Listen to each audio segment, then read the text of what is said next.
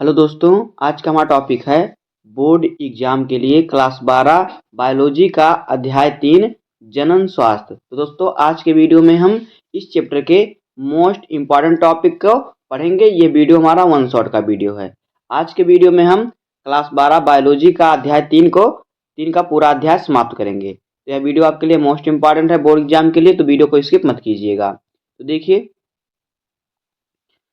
यहाँ से हमारा शुरू होगा चैप्टर। तो देखिए क्या कह रहा है कि WHO के अनुसार यानी वर्ल्ड हेल्थ ऑर्गेनाइजेशन के अनुसार जनन स्वास्थ्य का अर्थ है जनन के सभी पहलुओं से, जैसे कि शारीरिक, भावात्मक, व्यवहारात्मक तथा सामाजिक आदि की सकुशलता स्थिति को ही जनन स्वास्थ्य कहते हैं।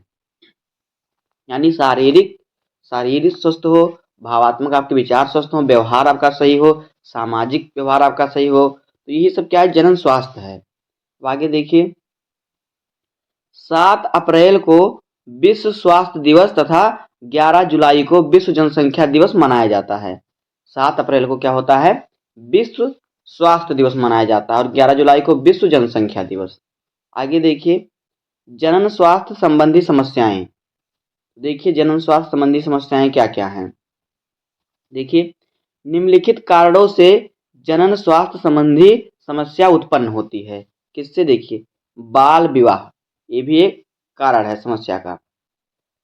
कम उम्र में बार बार गर्भ धारण करना, प्रसवोत्तर देखभाल की कमी, यानी बच्चे का जन्म होने के बाद माता के देखभाल में कमी। अगर माता का देखभाल नहीं रखा जाएगा तो इससे भी स्वास्थ्य खराब होगा। जनन अंगों की अस्वच्छता के कारण, जनन अंगों को स्वच्छ रखना चाहिए, साफ सुथरा रखना चाहिए। शिशु मृत्यु दर, मातृ मृत्यु दर का अधिक होना, ये भी क्या है, जनन स्वास्थ्य का एक समस्या है। आगे है ऋतुस्राव संबंधी समस्याओं की समझ में कमी, यानी जो मासिक चक्र होता है उसमें उसको जानने में समझने में कमी, जिसको उसके बारे में नहीं मालूम होता, इससे भी क्या होता है, जनन स्वास्थ्य समस्या उत्पन्न होती है। जन्म नियंत्रण उपायों जैसे कि गर्भ निरोधक संबंधी अज्ञानता, इसके बारे में मालूम ना हो, गर्भ निरोधकों के बारे में। आगे है यौन संचारित रोगों से संबंधित जानकारी का अभाव तथा उपलब्ध भ्रांतियां, जो यौन संचारित रोग होते हैं उनकी जानकारी ना होने पर ये सब क्या होता है, जनन स्वास्थ्य संबंधी समस्या है। अब आगे देखिए, आगे कार्य नीतियां। देखिए कार्य नीतियां क्या है, परिवार नियोजन कार्यक्रम, राष्ट्रीय जनसंख्या नीति, राष्ट्रीय ग्रामीण स्वास्थ्य मिशन, शहरी परिवार कल्याण योजनाएं, व्यापक टीकाकरण कार्यक्रम, जनन एवं बाल स्वास्थ्य सेवा कार्यक्रम, ये कार्य नीतियां चलाई गई हैं। अब आगे देखिए, पहला है परिवार नियोजन कार्यक्रम। तो देखिए परिवार नियोजन कार्यक्रम क्या है। देखिए, भारत में परिवार नियोजन का प्रारंभ यानी शुरुआत सन 1951 में हुआ।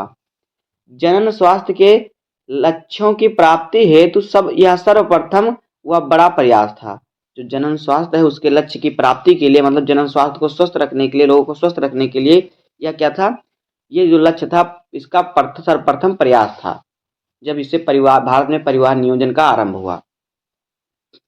इस कार्यक्रम को प्रारंभ कर भारत विश्व का पहला ऐसा देश बन गया जिसने राष्ट्रीय स्तर पर संपूर्ण जनन स्वास्थ्य लक्ष्य को प्राप्त करने के लिए इस कार्यक्रम को प्रारंभ किया।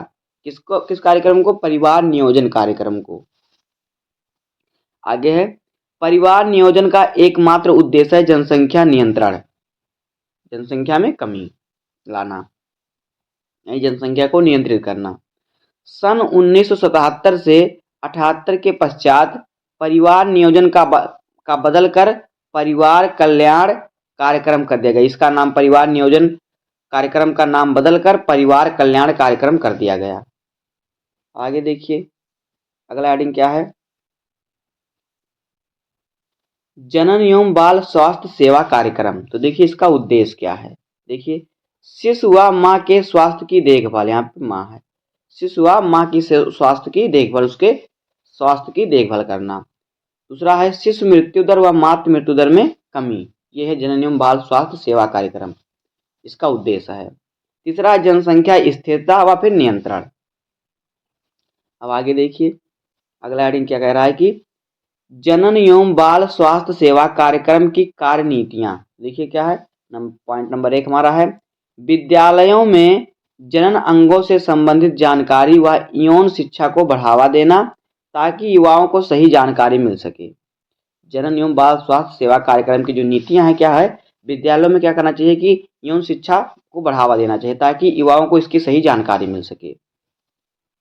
अगला देखिए क्या है, श्रव्य दृष्टि या ऑडियो विजुअल माध्यमों तथा मुद्रित प्रचार सामग्री की सहायता से सरकारी व गैर सरकारी संगठनों द्वारा जनता के बीच जनन संबंधी पहलुओं के प्रति जागरूकता के उपाय किए जा रहे हैं।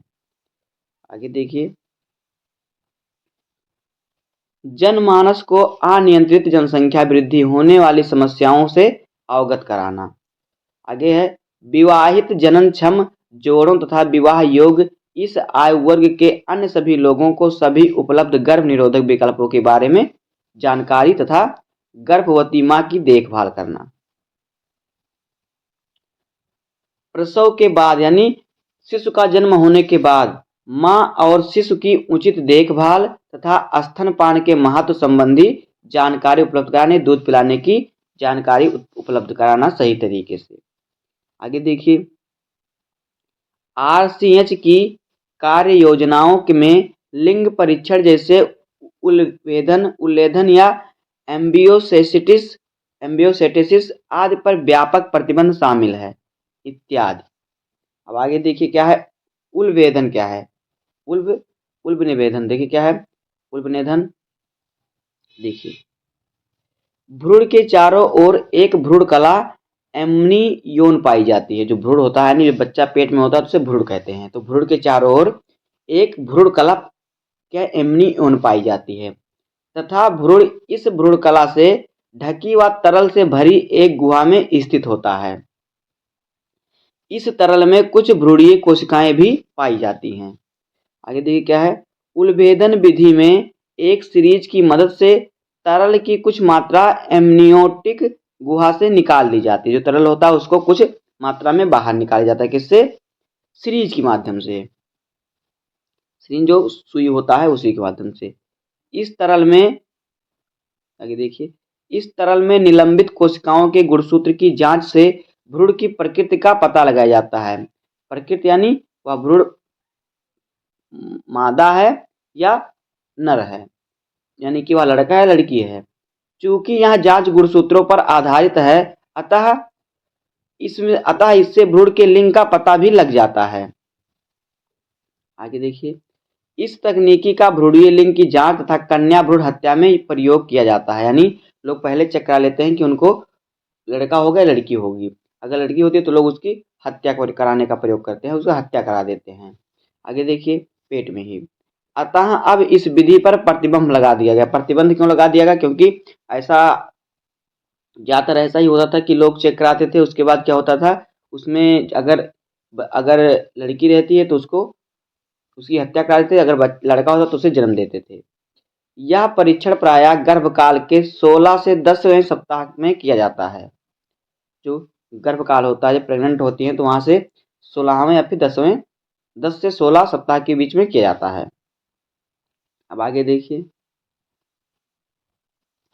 जनन व बाल स्वास्थ्य कार्यक्रम की उपलब्धियां। तो देखिए क्या है शिशु मृत्यु दर व मातृ मृत्यु दर में हुई कमी। जो जनन व बाल स्वास्थ्य कार्यक्रम की उपलब्धियां हैं। दूसरा देखिए लोगों ने छोटे परिवार को अपनाना प्रारंभ किया। तीसरा है चिकित्सा सहायता प्राप्त प्रसवों की संख्या में वृद्धि हुई। चौथा है बद्ध दंपतियों की जांच तथा उनके संतान पैदा करने के अवसर बढ़े हैं। देखिए पांचवा क्या है यौन संबंधित रोगों के बारे में लोगों की जागरूकता जो है बढ़ी है। अब आगे देखिए अगला हेडिंग है जनसंख्या विस्फोट। तो देखिए जनसंख्या विस्फोट क्या है, इसकी परिभाषा देखिए अपेक्षाकृत कम समय में हुई जनसंख्या में तीव्र वृद्धि को जनसंख्या विस्फोट कहते हैं। यानी कम समय में जनसंख्या अधिक हो जाने को ही क्या कहते हैं? जनसंख्या विस्फोट कहते हैं।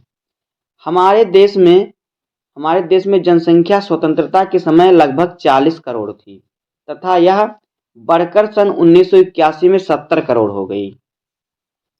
2011 की जनगणना के अनुसार 2011 में हुई जनगणना के अनुसार भारत में 2011 में लगभग जनसंख्या 121 करोड़ हो गई थी, हो गई है। आगे देखिए, विश्व भर में भारत चीन के बाद जनसंख्या में दूसरे स्थान पर है पूरे विश्व में। इसके बाद देखिए अगला हेडिंग है जनसंख्या विस्फोट के कारण। तो देखिए जनसंख्या विस्फोट के कारण क्या है। जनसंख्या विस्फोट के कारण निम्नलिखित हैं। नंबर 1 देखिए यहाँ पे पॉइंट नंबर 1, मृत्यु दर में आई निरंतर कमी। मृत्यु दर में कमी होती है, जन्म दर बढ़ता जाता है, जिससे जनसंख्या वृद्धि होती है, जनसंख्या विस्फोट होता है। मातृ मृत्यु दर में कमी, जो बच्चे का जन्म होता है उसमें मातृ मृत्यु दर में आजकल लोग अस्पताल में लेके जाए जाते हैं, इससे उनमें मृत्यु दर कमी आई है, जिससे क्या होता है और जनसंख्या में वृद्धि हो रही है। शिशु मृत्यु दर में कमी, चिकित्सीय सभी जगह पे नए नए अस्पताल खुल गए हैं, जिससे उनका इलाज हो जाता है, तो शिशु मृत्यु दर में भी कमी आई है, जिससे भी जनसंख्या विस्फोट बढ़ रहा है। आगे है जनन आयु वाले व्यक्तियों की संख्या में वृद्धि। जब जनसंख्या बढ़ेगी तो जनन आयु वाले व्यक्ति भी बढ़ेंगे, इससे भी जनसंख्या का विस्फोट होता है। अब आगे देखिए अगला हेडिंग है जनसंख्या विस्फोट के दुष्परिणाम, यानी इसके दुष्परिणाम या हानि भी कह सकते हैं। तो देखिए नंबर 1 पॉइंट है शिक्षा व्यवस्था की समस्या। जब जनसंख्या अधिक होगी तो उसमें शिक्षा व्यवस्था बिगड़ेगी। दूसरा है रोजगार की समस्या, अधिक जनसंख्या होगी तो रोजगार भी अधिक मांगेंगी, तो वहाँ पे रोजगार भी पूरे नहीं हो पाएंगे। तीसरा है निर्धनता यानी गरीबी, अधिक जनसंख्या होगी तो गरीबी आएगी, खाने पीने की कमी होगी। चौथा है खाद्यान्न आपूर्ति की समस्या, यानी खाने पीने चीज़ों की पूर्ति पे समस्या। और पांचवा है स्वास्थ्य एवं चिकित्सा सेवा समस्या। ज़्यादा जनसंख्या होगी तो स्वास्थ्य, अभी जाएंगे आप किसी सरकारी अस्पताल में जाएंगे तो वहाँ पे देखेंगे इतनी भीड़ होती है, तो यहाँ पे इसीलिए कह रहा है कि मतलब स्वास्थ्य एवं चिकित्सा सेवा में समस्या, जब जनसंख्या अधिक होगी तो इसमें भी समस्या उपलब्ध होती है। अब आगे देखिए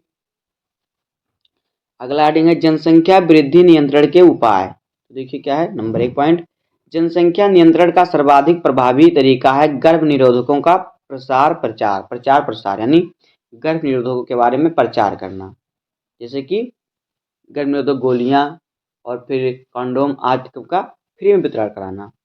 दूसरा है छोटे परिवार वाले दंपतियों को प्रोत्साहन देना। और तीसरा शिक्षा व्यवस्था। और चौथा है परिवार कल्याण संबंधी कार्यक्रम को बढ़ावा देना।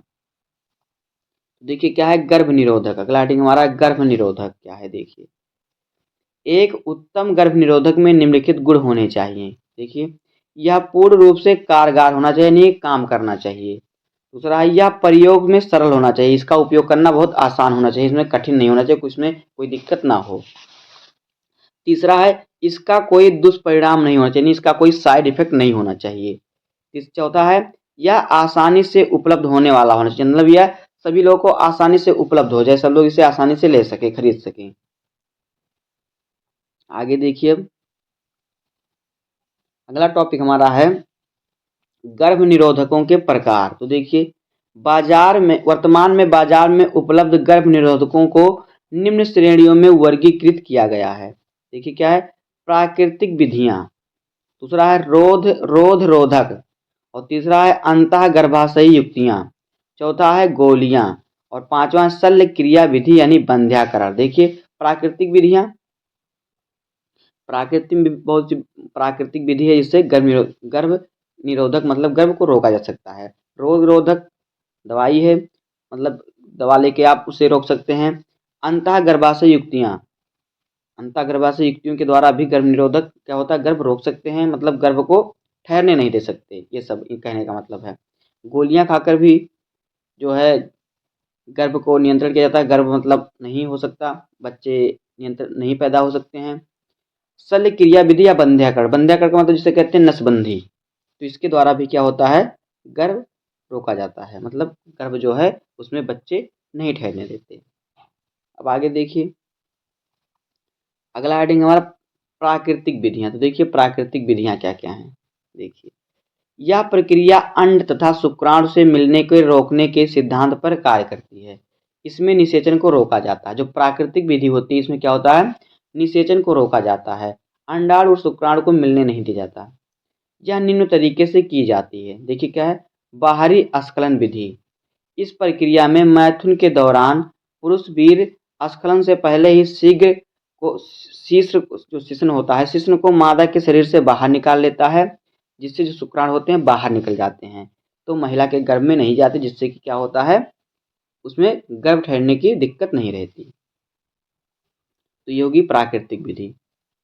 आगे देखिए और क्या है, आवधिक संयम। तो देखिए इसमें एक दंपति मासिक चक्र के 10वें से 17वें दिन के बीच मैथुन नहीं करते, क्योंकि इस दौरान गर्भाशय के बहुत बहुत अधिक अवसर होते हैं।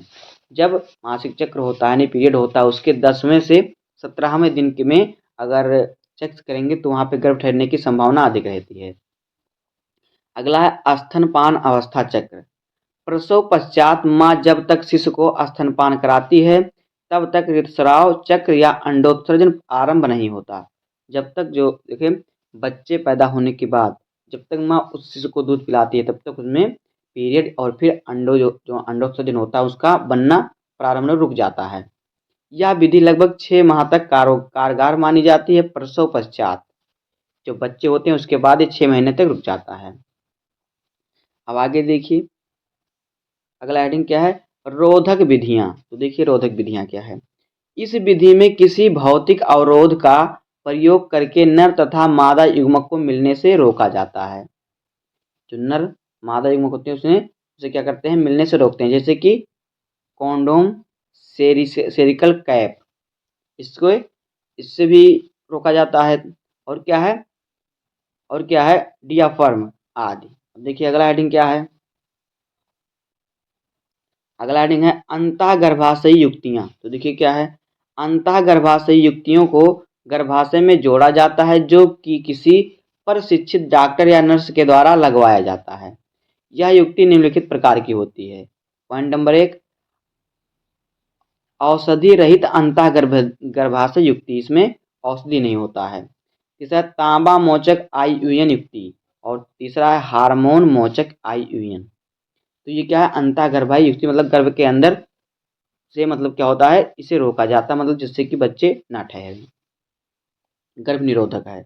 अब देखिए अगला हेडिंग है गोलियां। गोलियों के द्वारा किस प्रकार से इसे नियंत्रण किया जा सकता है। देखिए गर्भ निरोधक गोलियां, यह एक विशेष प्रकार की गोलियां होती हैं जिसमें एस्ट्रोजन व प्रोजेस्टेरॉन का संगठन होता है। यह गोलियां प्रायः मादा द्वारा 21 दिनों तक लगातार ली जाती हैं तथा शेष 7 दिनों तक अंतराल रखा जाता है। इन गोलियों को लगातार बिना भूले रोज खाना पड़ता है। यानी जो गर्भ निरोधक गोली होती है उसमें क्या होता है, एस्ट्रोजन और प्रोजेस्टेरॉन का संगठन होता है, दोनों उसमें मिले होते हैं।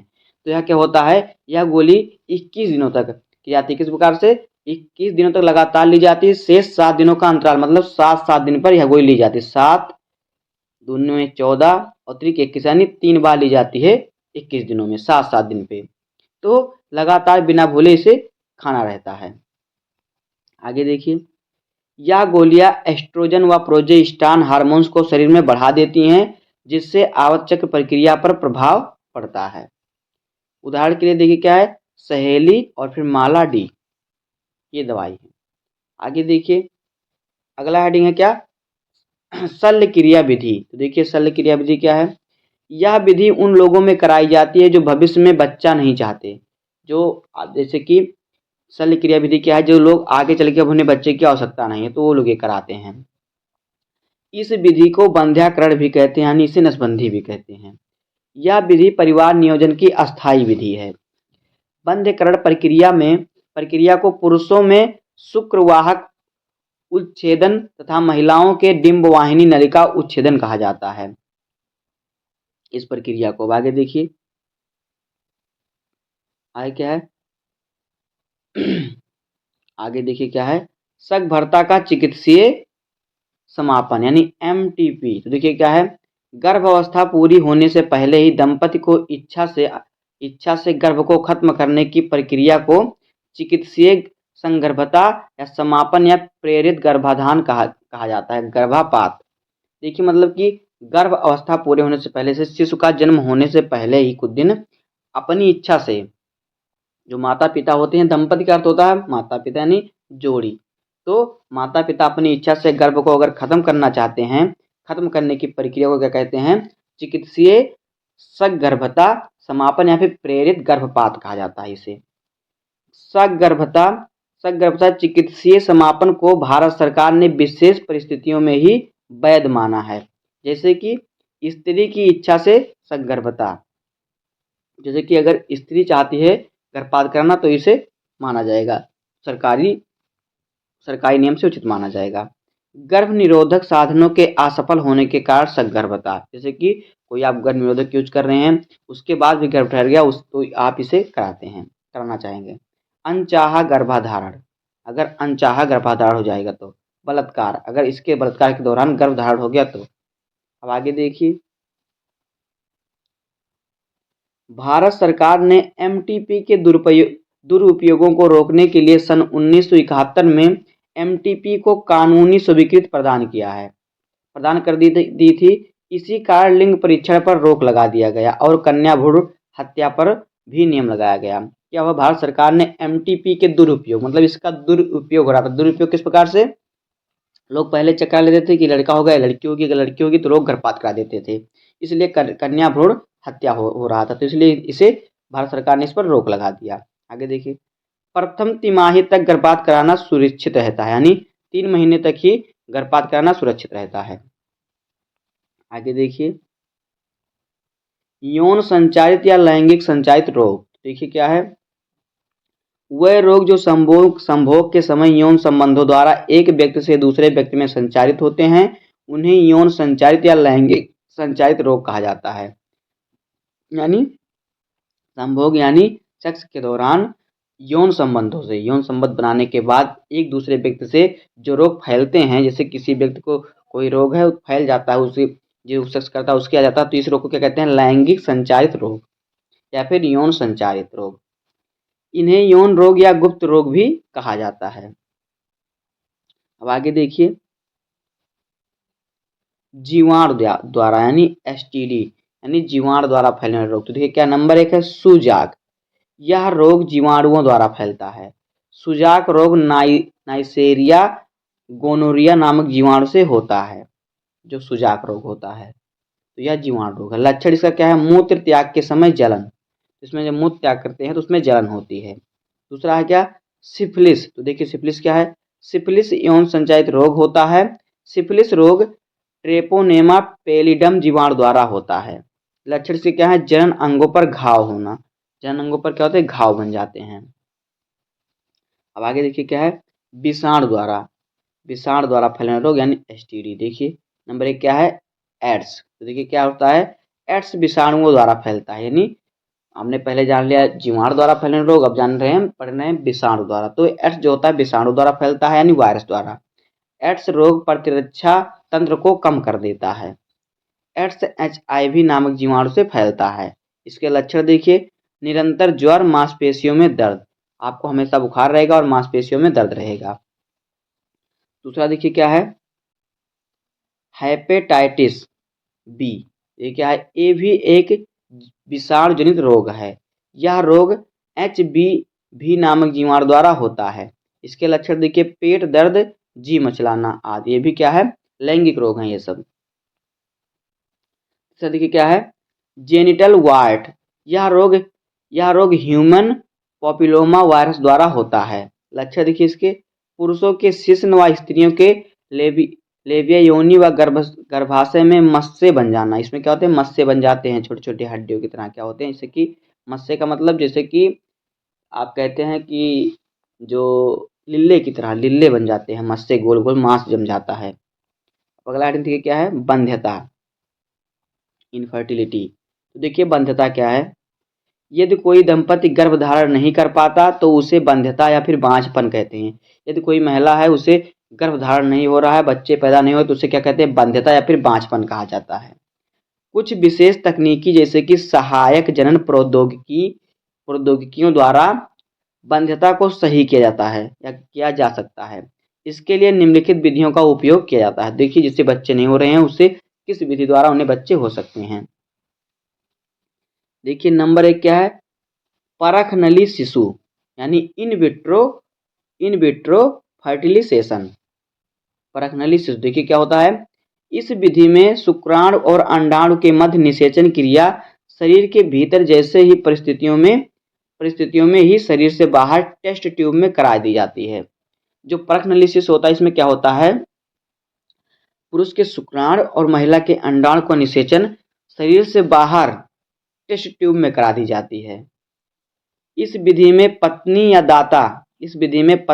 दाता स्त्री के अंडाणु तथा पति व दाता पुरुष के शुक्राणु का प्रयोगशाला में ले जाकर निषेचित किया जाता है। इस विधि में क्या होता है, जैसे कि जो स्त्री होती है उसके अंडाणु और जो पति होता है उसका क्या होता है, शुक्राणु का निषेचन प्रयोगशाला में ले जाकर कराया जाता है, जिससे जाइगोट या युग्मनज का स्थानांतरण पत्नी में कर दिया जाता है। उसके बाद निषेचन कराने के बाद ये महिला के युग्मनज में क्या कर दिया जाता है, पतला में महिला में क्या होता है, स्थानांतरित यानी रख दिया जाता है। उसके बाद उसमें भ्रूण बनता है। अब आगे देखिए क्या है, दूसरा है युग्मक अंतःफैलोपियन स्थानांतरण। तो देखिए क्या है, GIFT। यह उन महिलाओं के लिए अधिक उपयोगी होता है जिनमें अंडाणु का निर्माण नहीं होता, यानी जिनमें अंडाणु नहीं बनता, लेकिन निषेचन तथा भ्रूण के बदलाव में ही सक्षम होती हैं।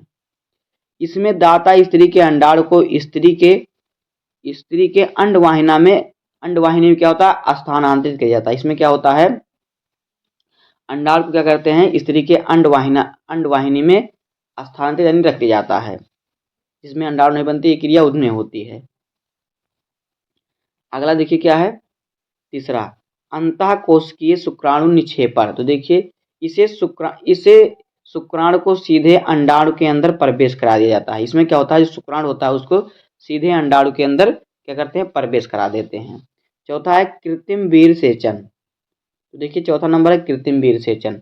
यह विधि उन नरों में उपयोग की जाती है, यानी उन पुरुषों में उपयोग की जाती है जो प्राकृतिक रूप से स्त्री की योनि में वीर्य नहीं पहुंचा पाते, जिनके वीर्य में शुक्राणु नहीं बनते, ये उन पुरुषों में की जाती है। देखिए क्या होता है इस विधि में पति या स्वस्थ दाता के वीर्य को स्त्री की योनि या गर्भाशय में प्रवेश करा दिया जाता है। अब आगे देखिए अगला क्या है, अगला है पांचवा सरोगेट मां यानी सरोगेट मदर। देखिए कुछ स्त्रियों में अंडाणु का निषेचन होता है किंतु कुछ कारणवश भ्रूण का परिवर्धन नहीं हो पाता, तो उस अवस्था में स्त्री के अंडाणु व उसके पति के शुक्राणु का कृत्रिम रूप से निषेचन कराते हैं, यानी कृत्रिम रूप से यानी प्रयोगशाला में निषेचन कराते हैं तथा भ्रूण को 32 कोष की अवस्था में किसी दूसरी इच्छिक स्त्री के गर्भाशय में आरोपित किया जाता है। इसे सरोगेट मां कहते हैं। तो क्या करते हैं, बाहर निषेचन कराते हैं उस स्त्री का अंडाणु और फिर से एक दूसरी महिला के गर्भाशय में क्या करते हैं, स्थानांतरित करते हैं। उसके बाद क्या होता है, वो महिला शिशु को जन्म देती है। तो जो महिला शिशु को जन्म देती है उसे कहते हैं सरोगेट मां यानी सरोगेट मदर। दोस्तों बस इस प्रकार से हो जाएगा क्लास 12 बायोलॉजी का चैप्टर नंबर 3 जनन स्वास्थ्य का most important question on short का वीडियो। तो उम्मीद है कि आपको वीडियो पसंद आया होगा। अगर आपको वीडियो पसंद आया हो तो वीडियो को लाइक कर दीजिएगा, चैनल पर नए सब्सक्राइब कर दीजिए, बेल आइकन को प्रेस कर दीजिए, क्योंकि बोर्ड एग्जाम के हर इंपॉर्टेंट टॉपिक का वीडियो आपको चैनल पर मिलता रहेगा। तो मिलते हैं किसी नेक्स्ट वीडियो में, तब तक के लिए धन्यवाद, जय हिंद।